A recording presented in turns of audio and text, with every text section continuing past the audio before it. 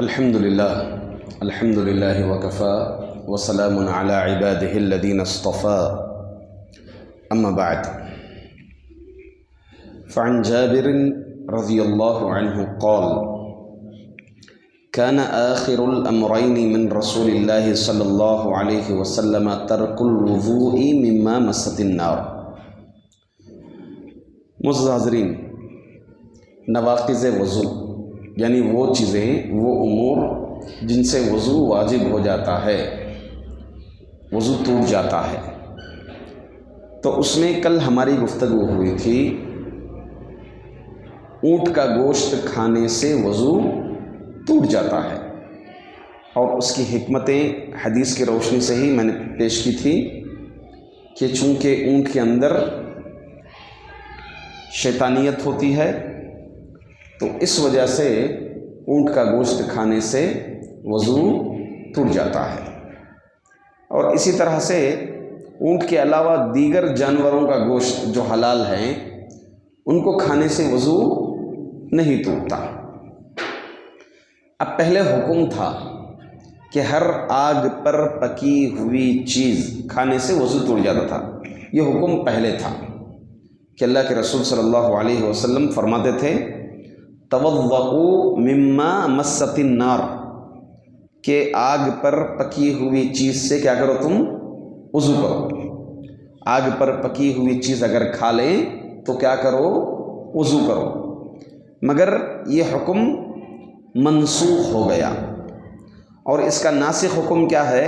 حضرت جابر رضی اللہ عنہ کی حدیث ہے، وہ فرماتے ہیں کان آخر الامرین من رسول اللہ صلی اللہ علیہ وسلم ترک الوضوء مما مست النار۔ اللہ کے رسول صلی اللہ علیہ وسلم کا آخری حکم، یعنی آپ کے آخری کاموں میں یہ کام تھا کہ آگ پر پکی ہوئی چیز کو کھانے کے بعد وضو چھوڑ دینا، مطلب وضو نہیں کرتے تھے۔ نبی اکرم صلی اللہ علیہ وسلم کا یہ آخری عمل رہا، تو اس سے معلوم ہوتا ہے کہ وہ حکم منسوخ ہو گیا، اور یہ حکم کیا ہے؟ ناسخ ہے۔ اگر کوئی بندہ آگ پر پکی ہوئی چیز کھا لیتا ہے تو اس سے وضو نہیں ٹوٹتا۔ اس طرح سے اس کے علاوہ ہمارے لوگوں میں کچھ چیزیں مشہور ہو گئی ہیں، وہ یہ سمجھتے ہیں کہ اگر ایسے امور انجام دیں تو وضو کرنا پڑے گا۔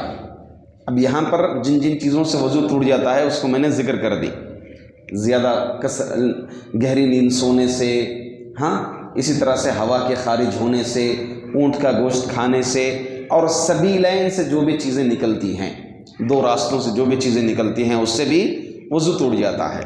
اس کے علاوہ کچھ ہمارے لوگوں میں مشہور ہیں کہ ان چیزوں سے وضو ٹوٹ جاتا ہے۔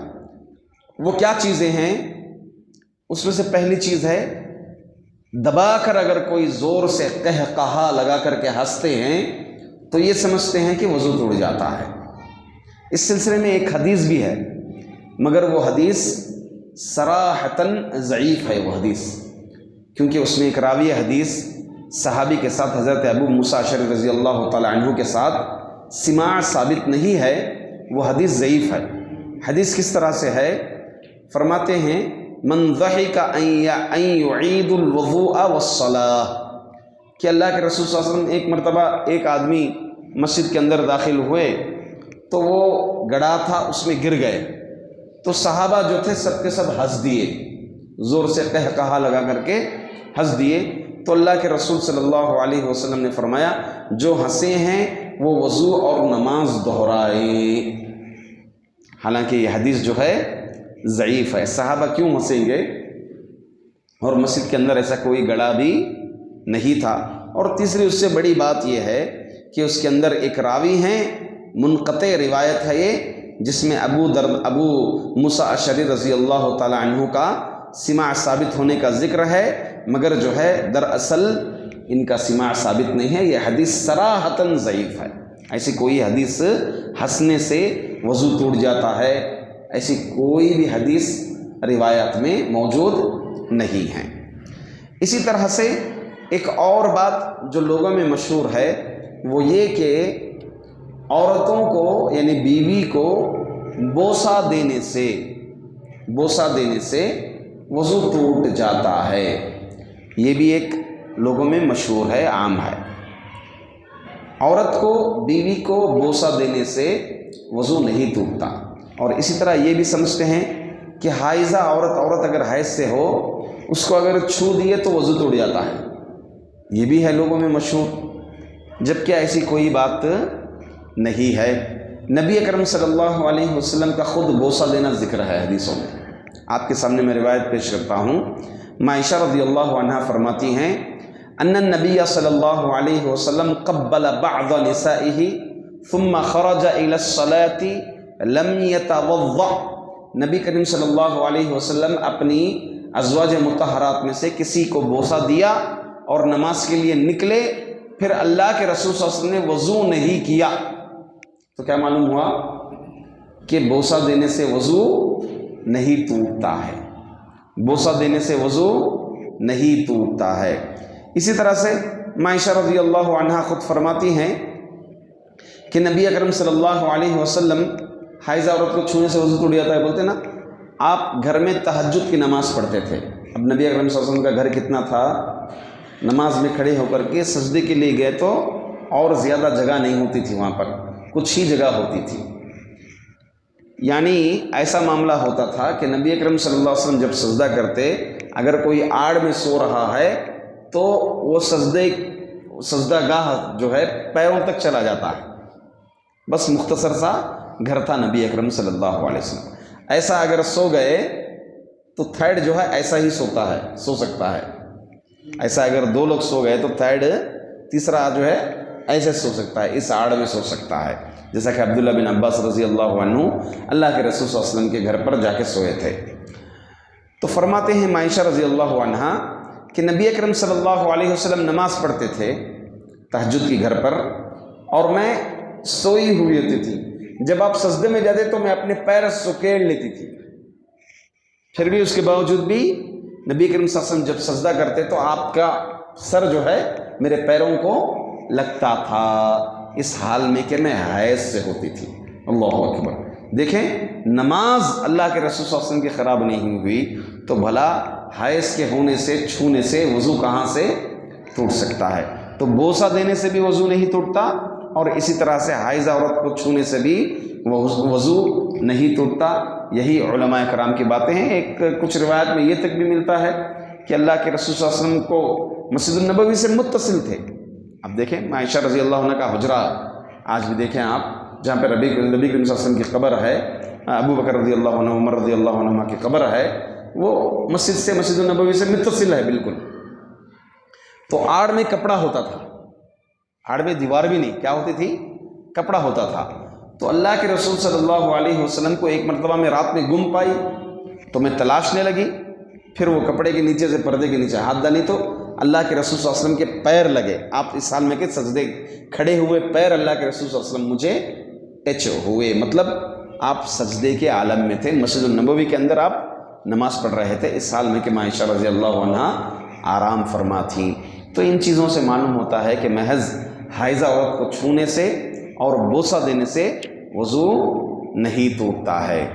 اسی طرح ایک اور جو ہم لوگوں میں مشہور و معروف ہے وہ یہ چیز ہے کہ خون، بدن سے خون کے نکل جانے سے بھی وضو ٹوٹ جاتا ہے.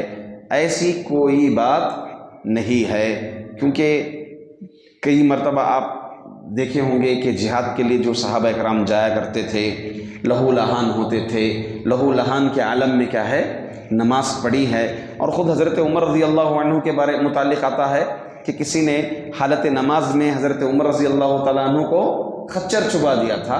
تو اسی عالم میں حضرت عمر رضی اللہ عنہ نے اپنی نماز مکمل کی تھی. نماز مکمل کیے تھے حضرت عمر رضی اللہ عنہ. پھر زخمی ہوئے آپ، اس کے بعد مرض الموت میں، ایسی بیماری میں آئے جو موت کی بیماری تھی، کئی دن تک آپ بیمار رہے. تو بہرحال خون کے نکلنے سے بھی وضو نہیں ٹوٹتا.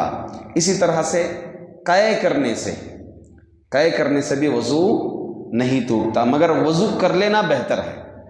نبی کریم صلی اللہ علیہ وسلم کے متعلق آتا ہے کہ اللہ کے رسول صلی اللہ علیہ وسلم ایک دفعہ قے کیے، قے کرنے کے بعد آپ کیا کیے؟ वज़ू कर लिए। रिवायत में आता है, फरमाते हैं सहाबी रसूल हज़रत अबू दरदा रज़ी अल्लाह अन्हु, और रिवायत सही तिरमिज़ी के अंदर मौजूद है। इसी तरह इमाम अहमद, अबू दाऊद, दारमी, दारक़ुतनी वग़ैरह में ये रिवायत मौजूद है कि नबी सल्लल्लाहु क़ाअ फ़तवद्दा, नबी करम सल्लल्लाहु अलैहि वसल्लम क़ै किए, फिर क्या किए, वज़ू किए। ये हुक्म